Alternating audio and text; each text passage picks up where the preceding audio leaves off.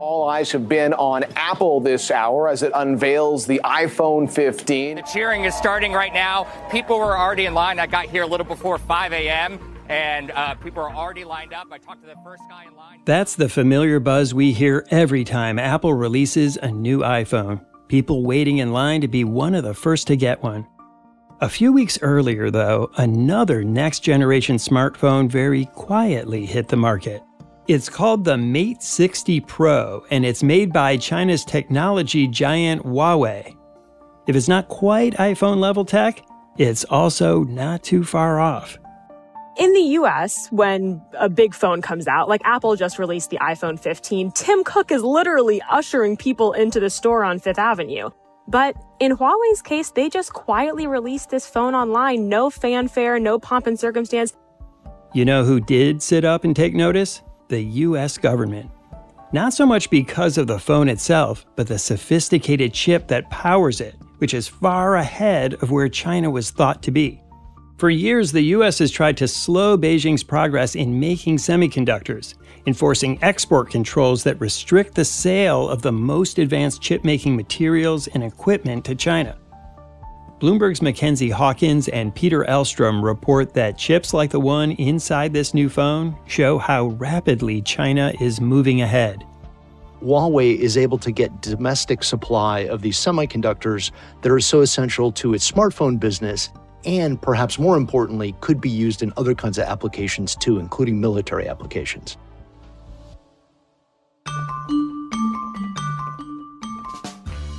I'm Wes Kosova. Today on The Big Take, why Huawei's new phone is a wake-up call for Washington.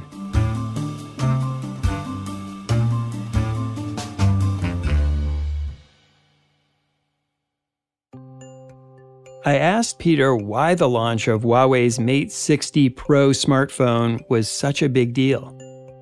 Usually, of course, phone companies want to trumpet their accomplishments. They want to talk like Apple does about how great their new phone is and talk about the new specs. Huawei did not disclose most of the key specs of the phone at the time. They just put it online and started selling it very, very quietly. But it caught global attention, really, and that's because of the technology that was inside of it, specifically this microprocessor that was powering the phone. It's a 7-nanometer chip, which is a quite advanced chip, and it was a very big step forward for Huawei, which essentially had been blasted out of the smartphone market a few years ago by the US. Mackenzie, why is the fact that this phone contains this chip such a big deal? So this is a huge deal in what's basically become a global Cold War over tech, and the US and China are the main opponents. Now, the interesting thing about this phone's release is it happened while the U.S. Commerce Secretary Gina Raimondo was in China. And I was in China with her and had gone to these kind of days of diplomatic meetings. She's meeting with her counterpart at the Ministry of Commerce. She's trying to establish more formal diplomatic relations with China.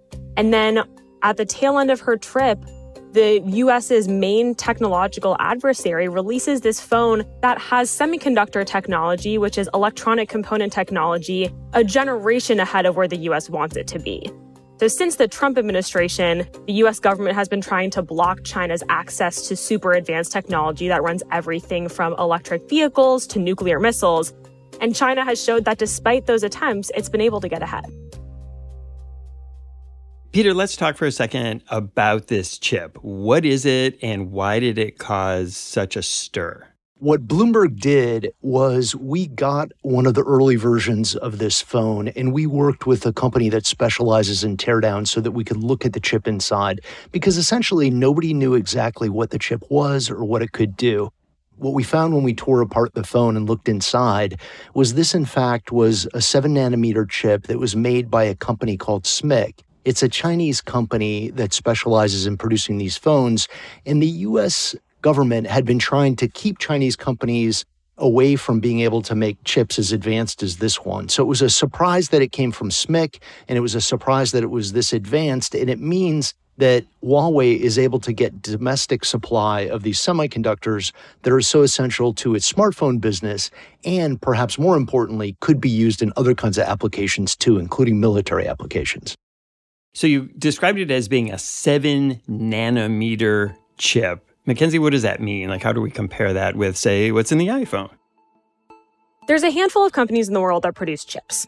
And they use these many, many million-dollar machines to etch tiny patterns onto silicon wafers. And the goal is to get the patterns as minute as possible so that the chips can be as powerful as possible. You can pack more onto a single wafer. And the most advanced chips are what we have in like the latest iPhone that Apple produced. And those are down to 3 nanometers, which is basically the equivalent of like a strand and a half of human DNA. Now, the US was trying to keep China's abilities at 14 nanometers, which are considered more mature and legacy chips. Still really important for consumer tech, things like electric vehicles, but not powerful enough for like the super advanced military equipment that the US government really doesn't want China to have.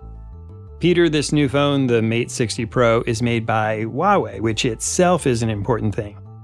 That's right. Huawei has really been at the heart of U.S.-China tensions for many, many years. You recall Huawei really made its name by developing telecom equipment that was very good, very inexpensive. It was known to have very good customer service behind it, too. Huawei took on companies like Ericsson and Cisco in particular and expanded around the world. But it became a bone of contention because the U.S. began to try to convince its allies that Huawei's equipment was dangerous, that perhaps they could be using it for spying, for monitoring exactly what was going on, not just in the U.S., but in other countries too. So the U.S. took it upon itself to go out and try to get other countries to ban Huawei's equipment. These tensions simmered for many years, and European companies were not so crazy about going along with this because Huawei's equipment was inexpensive. It was very good, particularly in 5G wireless technology. So there are many companies that wanted to continue buying Huawei gear, even as Washington was trying to get it banned. So it was effectively out of the smartphone business for years. It had been the largest smartphone company in the world at one point, and it was essentially out. Its business was really decimated by these U.S. controls. And what we saw this year in August was essentially Huawei getting back into the smartphone business, showing that they were going to be able to get some of this equipment, at least domestically, so that they could come back, they could be a player in the smartphone business, and they could take on companies like Apple and Samsung. And Mackenzie, China found a way to very publicly respond to some of the U.S. export controls. Yeah, so the Chinese government recently placed restrictions on using iPhones at state-backed companies and agencies. So if the U.S. takes aim at one of its most important tech companies, they're going to do the same right back. Which is kind of ironic because, of course, very famously, the iPhone has been made in China for many years. Yeah, the Chinese government has not said anything publicly about this. In fact, they said there isn't an official ban on iPhones within the government. But what our reporting has shown is that they are expanding controls on the iPhone within certain government agencies and within some state-owned enterprises.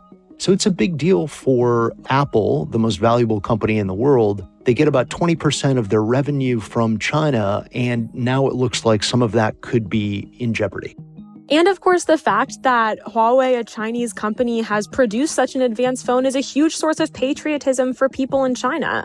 We talked to several customers shortly after the launch day for this phone who said, I don't want to buy an iPhone. I want to support China's tech. Peter, like Mackenzie said, the U.S. has been trying to prevent China from getting this kind of technology. Exactly how has the U.S. responded to the fact that they're able now to produce chips at a higher level than they wanted them to be able to do? This all really accelerated last year when the Biden administration introduced a whole new round of export controls on China, and that stopped them from getting access to certain kinds of chips, including the most advanced AI chips and the kinds that you could use in other kinds of advanced applications. Also, the Biden administration wanted to cut off Chinese customers from being able to buy the machines that actually make chips, and those come from American companies, and particularly this Dutch company, ASML, that's so important to this story. What happened, though, is that as the Biden administration imposed these controls itself on American companies, it left the door open for the Dutch companies and the Japanese companies. It had not gotten the allies on board in terms of agreeing to those controls. And so basically what that allowed the Chinese to do is import a ton of pretty advanced chip-making equipment from the Netherlands and from Japan. And now there's this massive stockpile that it seems like they've basically used to produce this 7-nanometer chip. And so the reaction that you're seeing now in the US is whoa, our export controls did not work as planned. How do we ramp these up? Do we ramp these up at the same time that the Biden administration is trying to pursue better, more normal diplomatic relations with China?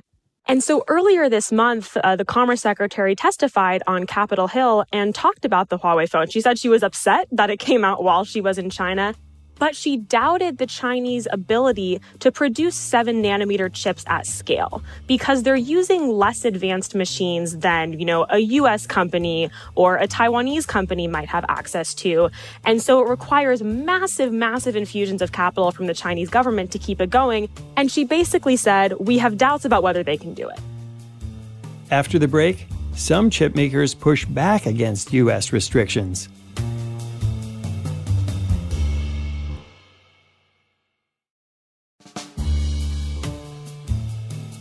Peter, can you explain how this isn't just a story about the U.S. versus China, but really the U.S. versus its own friends? Yes, so there are a very small number of companies that produce the machines that are able to make chips, really just 5 key ones. 3 of those are American companies, and then there's one in the Netherlands, ASML, which is very important, and one in Japan, Tokyo Electron, that's also very, very important. So when the U.S. announced its export controls last year, that immediately cut off the American companies from selling into Chinese customers. However, it did not have the Dutch on board, and it did not have the Japanese on board, as discussed. They began negotiating these things. The CEO of ASML has been very outspoken in his opposition to these controls. ASML is not just another company in the Netherlands. It's the most important company there. It's the most valuable tech company in Europe. So when the CEO speaks out against these things, they certainly get the politicians' attention. So ASML has not been able to sell its most advanced machines. This gets a little technical, but these are extreme ultraviolet lithography equipment, or EUV machines. It has been able to continue selling its next most advanced machines, which are called DUV, or deep ultraviolet lithography machines. So this year, it has been selling a bunch of those DUV machines into China, to Chinese customers. And you can see this in China's import data. The sales from the Netherlands and from Japan in particular have spiked this year. They reached a record $4 billion in July alone. So you can see that Chinese chip companies are stocking up on all this equipment that's going to help them make as advanced chips as they can possibly make. Mackenzie, what if the government, say of the Netherlands, decided, no, we're just going to allow our manufacturers to sell to China? Can the U.S. bring any pressure to bear if they simply don't go along? So there is one potential option for the Biden administration, and that's invoking what's called a foreign direct product rule, which basically allows the Commerce Department to regulate products of companies based in other countries because they use a share of U.S. technology. But that could be seen basically as extraterritorial bullying. The U.S.-Netherlands relationship is important to both governments. It took a lot of time and legwork to get them on board the first time around, and that would be a pretty diplomatically risky move for the Biden administration to take. They would much, much rather get the Dutch government on board, but as Peter said, this is their most valuable company, and this is really a U.S.-China fight, not a Netherlands-China fight. And there are similar tensions in Japan, too. Of course, Japan and the Netherlands are considered allies of the United States. They tend to be on the same side of most political issues, including when it comes to China. However, in Japan, the Prime Minister Kishida has a similar kind of dilemma where there are about a dozen Japanese companies that are very dominant in key parts of the semiconductor supply chain. Kishida, in theory, could go to these companies and say, hey, you should cut off your Chinese customers, you should pull back from them, and that way they won't be able to run the chip-making equipment as efficiently, as well as they could in the past. They may not be able to run it all. But there's a political dilemma there. He's going to essentially pillars of the economy, asking them to pull back, lose sales, when you know that the Chinese government is investing in competitors and would accelerate any kind of investments in competitors to create competition for these Japanese companies if they went ahead and did this. And that's a political tension for Kishida that he has to sort out with the White House. Mackenzie, one thing you write is that even though China isn't able to import the most advanced machines, they've gotten very, very creative with trying to squeeze as much as they can out of the machines they're able to buy. That's right. So, as Peter explained, these kind of holes in the overall export control regime between the US, Japan, and the Netherlands allowed China to massively stock up on equipment that could be, even if it's not the best, good enough. And so when the US is casting doubt on China's ability to produce these chips at scale, we've talked to some analysts who say they might just be able to do that. And you have to bear in mind the Chinese government is massively backing these companies. They plan to invest more than $150 billion into their domestic semiconductor industry by 2030. Now, take it all with a grain of salt. The Chinese economy is not doing well. A real estate meltdown might squeeze government funding at all levels. But they've shown so far, and they've shown over decades, not just in chips, but also in products like electric vehicles, that they're willing to put a lot of state money behind their tech companies. The concerns are not just that the export controls are failing, but that the export controls are backfiring on the U.S. What Beijing has decided is that they're at a point of no return. They need to invest in their own chip industry because they need to become self-sufficient. When we come back, can the U.S. actually curb China's chip trade?